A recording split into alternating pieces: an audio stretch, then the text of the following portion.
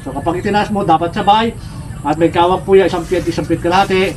Pag itinaas po yan, stop, yan ay may pundo. At pag pinundohan mo yan, hayaan mo yung paggalaw niya. Pag itinaas mo, pundo, yung pagpundo po niya, dapat nakatungo na po yan. Yung tamang taas na po yan. Nakapag-ate, tinapatan na.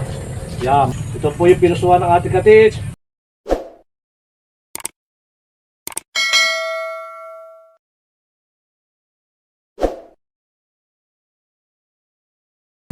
Isang mapagpalang araw po at magandang buhay sa atin pong mga kababayan, sa atin pong mga cottage. Ito po yung pinusuan ng atin pong cottage. Ito pong isang pares na single antenna at isa pong orometer. So mga kababayan, ito po yung kagandahan na kapag pinusuan mo na po itong 2 pirasong single antenna at meron siya kasamang orometer, so kahit hindi ka na po kumuha ng ibang gamit, okay na po yan. At magagawa na po niya lahat kung ano po yung paghanap ng entrance tunnel, exit tunnel, saradong tunnel, maging sa sakang deposit, ay magagawa na po natin ng 2 pirasong single antenna. At ito naman pong orometer ay napakahalaga, nakaasawa po ng isang pares na single antenna. At ginagamit po ito sa pag-estimate po ng lapad ng deteksyon at maging sa paghukay po natin, lalo na sa pagsisimula po natin sa paghukay hanggang sa milalim. So ito yung kaasawa, ito pong orometer na napakahalaga na kasama po ng 2 pirasong single antenna. So muli po mga kababayan, muli nyo pa rin po kasamahan sa pagbabahagi pa rin po at demo na pinusuan po ng ating cottage mula po sa probinsya ng Mindanao. Cottage, kapag ka 2 piraso po ang iyong gagamitin, ito po ay parehas na bala-bala, pero isa lamang po yung iyong babalahan. At dito po yung babalahan, kung ano po yung ating ibabala, yun pa rin po yung ilulocate ng ating single antenna. So mga kababayan, mga cottage, ito po yung 24 carats gold ring na siya kung gagamitin bala sa atin pong single antenna. Meron din po akong ilulocate dito, ito po yung bracelet na 18 carats. So mababa man yan cottage, gold pa rin yan. Malulukit pa rin po ng ating locator dahil gold po yung ating bala. So ito pa rin po yung kagandahan na kapag bago ka sa paghawak ng locator, kapag tinapatan mo pa siya, gamit po po ang 2 pirasong single antenna, lalo na kapag nasa loob ka na ng deteksyon ng ating pong aura ng gold, so magkukross agad po yan. Maalwa po yung pag-cross niya, hindi po mahirap, hindi po mabigat sa ating locator. Napakalwa po niya pag magkukross siya. At siya pag tinapatan mo, kailangan nasulog ka pa rin ng deteksyon, iikot po yan ng magaan, yung pag-ikot. At kailangan, pagkagagamitin mo na po ang ating locator, yung tulad pa rin po ng aking binabahagi, sa pagbuo pa rin po ng ground, sa pagbuo pa rin po natin ng magnetic field, kailangan gitna ang palad, at may pisil po yan, tamang pisil. At hindi na po dapat magpapaluag-luag o luluwagan po natin kami natin o hihigpit. Dapat permis na po yan. Permis na po yung kanyang higpit.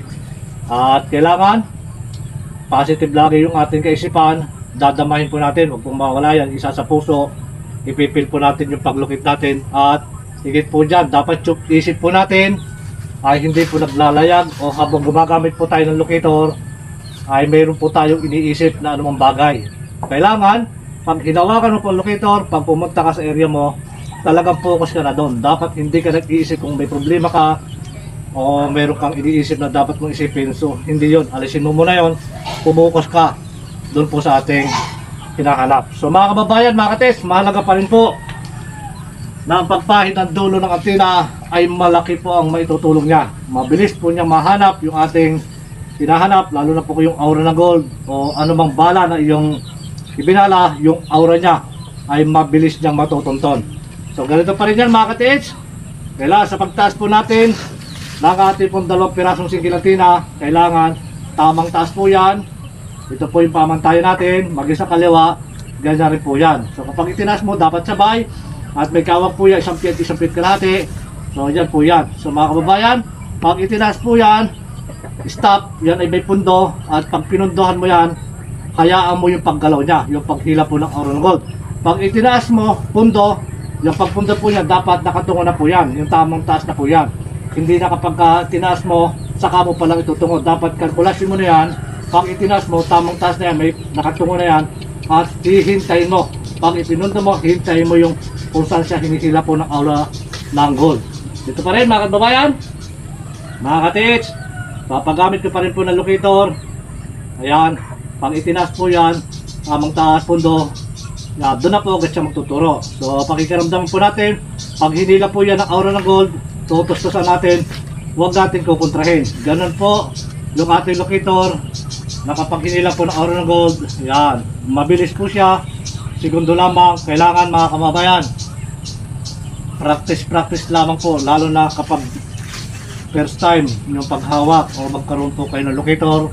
Lahat po ng bagay ay pinag-aaralan. Wala naman po agad nagsimulang marunong.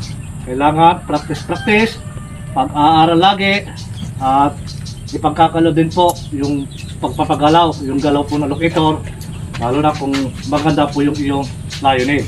Dito pa rin mga kababayan, pag itinaas po yan,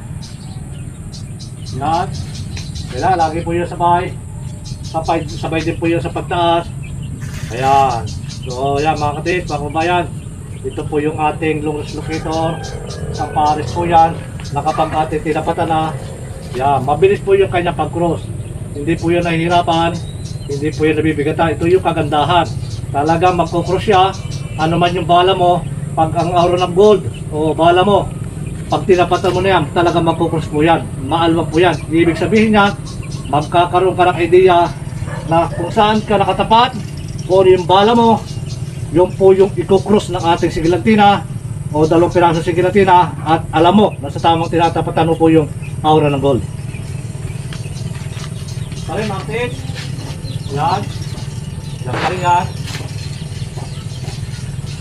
So mga babayan, ito po ay pwede rin pang-estimate na lalim sa pamamagitan po ng ating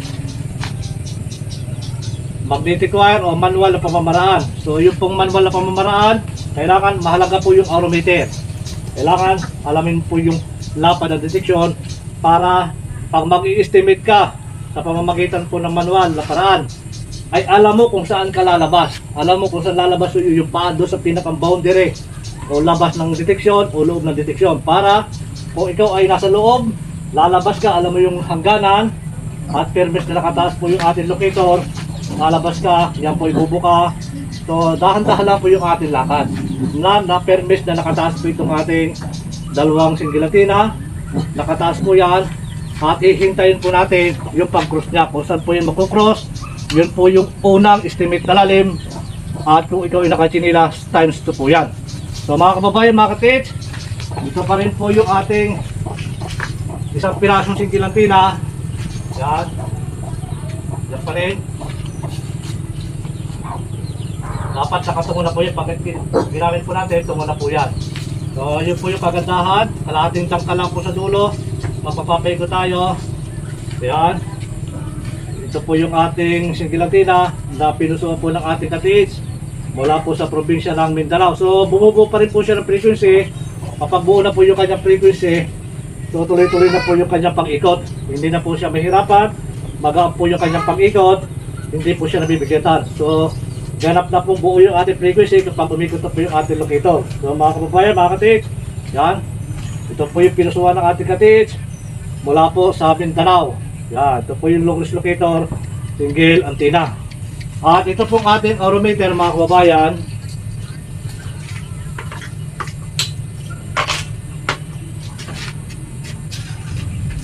Ay bala-bala pa rin po yan. Ito po yung kagandahan, mga katits. Kapag ka 2 pirasong sigilantina ang iyong pinusuan, at meron na po yung asawa na isang aurameter. Ang aurameter po ay pwede mong ipag-estimate ng lapad ng deteksyon. So ganyan po yan, nakahiga po yan.